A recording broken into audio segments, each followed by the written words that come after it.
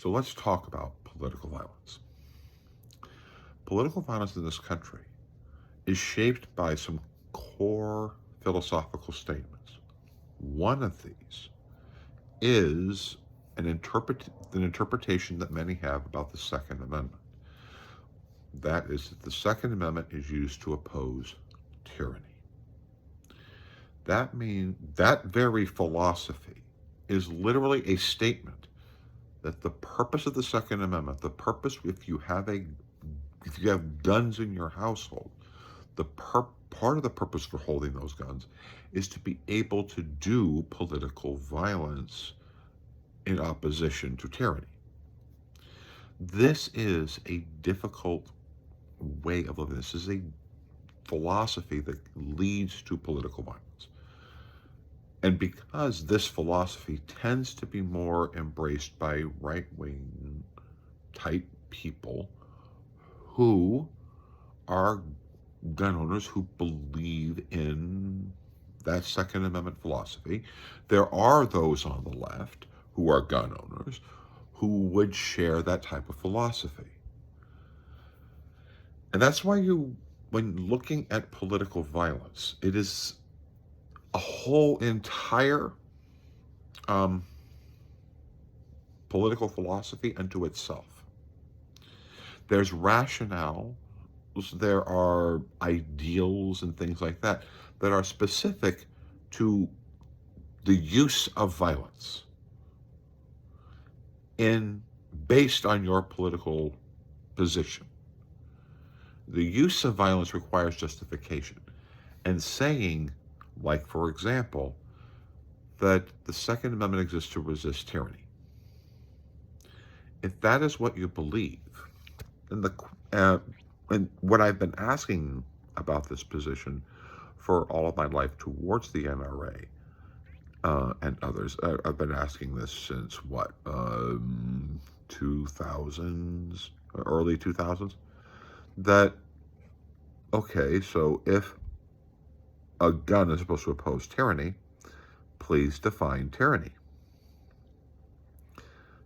What is the legal justifications and moral justifications by which your gun is needed to use against tyranny? When is the government tyrannical? The problem about not having that answer is it becomes a subjective position that an individual can have in what is tyranny. Maybe the person is a racist individual or a sexist individual. If the person is a racist, has a racist philosophy, has a sexist philosophy, they may interpret tyranny as providing advantages to people of other races, like affirmative action or whatever, as tyranny, forcing them to have to accept gay people or women empowerment, abortion, whatever. All of this is tyranny. And I'm going to be able to use my gun, and therefore I can use my gun because this is tyranny. I look around and see tyranny, tyranny, tyranny, tyranny, tyranny. I need to use my gun. Maybe they're right-wing, so they see left-wing issues as tyranny. They're left-wing. They see right-wing issues as tyranny. Therefore, they grab their gun. Because it is not there's not like a legal definition of it. There's not a legal definable purpose, but people keep telling them that I have my gun for that purpose.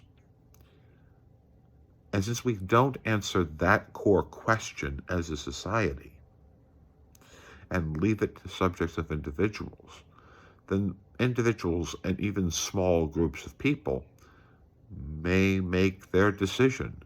X is tyranny, therefore use your gun.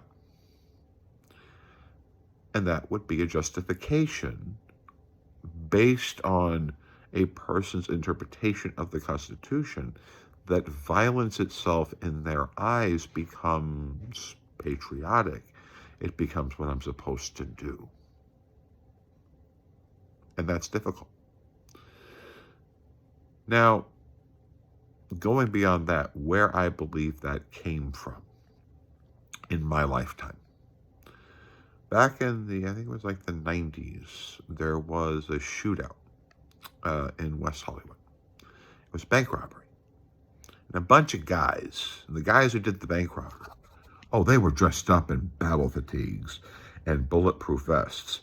In fact, their bulletproof vests were designed specifically and selected to be able to resist the guns that the first level cops would come with. The firepower that they brought with them was designed to shoot through the cop's door and those initial cops' vests. We would later refer to those weapons as cop killers, because the people who robbed that bank owned weapons specifically purchased and ammunition specifically purchased to kill cops. So we came up with the concept of cop killer weapons. And people were not buying as many weapons because of this. People would buy weapons to go hunting. People who were collectors would buy weapons. And that's limited, because a collector is going to want to have like the first repeating rifle. They're going to want to have the pearl-handled pistols that look like the kind of weapons that, famous generals had, or maybe they're going to want to have like, Smith and Wessons from the that was used by Wyatt Earp, that sort of thing. These are collectors. These are not people who buy on the level of a particular type of group. A real group who's going to buy literally tons of weapons. And that's a person who believes that their gun is in their hand to resist tyranny itself. I'm buying guns because I'm going to have to take on the United States federal government and police forces, that sort of stuff. In other words, the mindset of like what the people were in West Hollywood. You're buying guns with the idea that eventually you might have to take on police, and and the next escalation to FBI, and the next escalation to to military equipment being used against you, military people going up against you, and you got to have that kind of hardware. So now you're not just buying 10 guns, you're buying maybe 100 guns, and you're not buying enough rounds to go hunting and protect your home. No, you're buying and storing rounds to be able to engage in warfare within the United States. You're buying hundreds, if not thousands, maybe even tens of thousands of rounds. You're out there finding people who share your philosophy, and you're training together because you believe your purpose with the Second Amendment is to resist tyranny. So you and your friends are practicing for the resistance of tyranny. So that is a massive market. And so gun dealers would turn that into marketing, because a hunter is not going to buy the amount of weapons that a person who believes that that the function of the Second Amendment itself is to take on the U.S. Army. That's a big belief. It's going to also change the nature of how you train with the weapon. If all that you're doing is training with the weapon is to be able to go hunting or to enjoy the weapon, that is nowhere near the level of training that you will do if you believe that the Second Amendment calls on you to resist tyranny. Those are two entirely different animals. So let's begin the debate of why political violence? Why do we have it? And I put to you that one foundation position that a politically violent person might do is for them to believe in the Second Amendment and that it exists to resist tyranny, and that therefore they believe that somewhere in the world is the justification for political violence because they are resisting tyranny. So like, share, and subscribe, and let's begin this discussion about political violence and elevate political violence from being a right or left issue to an issue that believes in itself, and it itself has its own ideologies, rationalities, and beliefs that make up being violent, be you right, left, or center.